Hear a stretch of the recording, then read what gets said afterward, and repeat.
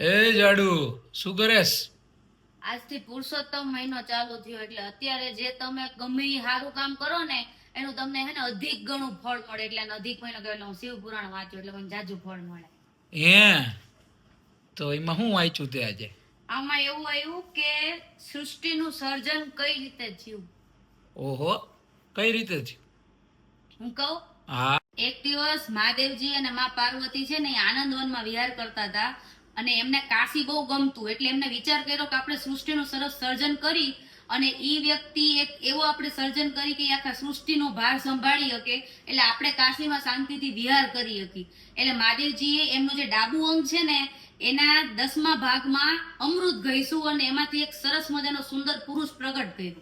અને એ પુરુષ છે ને આખા જગતમાં ત્રણેય લોકમાં સૌથી સુંદર હતા. એમને 4 હાથ હતા, એક હાથમાં શંખ, બીજા હાથમાં ચક્ર, ત્રીજા હાથમાં ગદા અને ચોથા હાથમાં પદ્મ હતું. એટલે મહાદેવજીને પ્રણામ કર્યું ને પૂછ્યું કે હે પરમેશ્વર, હું કોણ છું? ત્યારે મહાદેવજીએ કીધું કે તું પહેલા તપ કર, પછી હું તને કહીશ કે તું કોણ છું.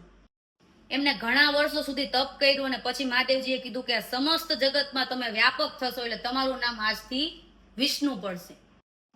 ભગવાન વિષ્ણુએ આજે તપસ્યા કરીને એના પરસેવાથી આખી સૃષ્ટિમાં પાણીનું સર્જન થયું.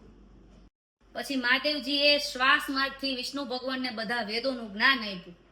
વિષ્ણુ ભગવાનમાંથી નીકળેલા જળને બ્રહ્મ જળ કહેવાય. એ જળના માત્ર સ્પર્શથી છે ને તમારા સમગ્ર પાપનો નાશ થાય. અને છેલ્લે વિષ્ણુ ભગવાનને થાક લાગ્યો એટલે જળમાં જેમને શયન કર્યું એટલે નાર એટલે જળ એટલે એમનું નામ નારાયણ પડ્યું. એટલા માટે નારાયણ છે ને સમગ્ર સૃષ્ટિના કરતા હરતા છે. માણસ જીવે તોય નારાયણના લીધે મૃત્યુ પામે ને પછી નારાયણ પાસે જ જાય. હું તો પુરુષોત્તમ મહિનામાં છે ને મારાથી થાય ને એટલું સારું કામ કરવાની છું. તમે બધાય કરજો, તમને સારું ફળ મળશે. કેમ કે છે ને ઇંગ્લિશ અને ગુજરાતી કેલેન્ડર અનુસાર જે દિવસો વધે ને એમાંથી આખો મહિનો બને. દર 3 વર્ષે આ મહિનો આવે.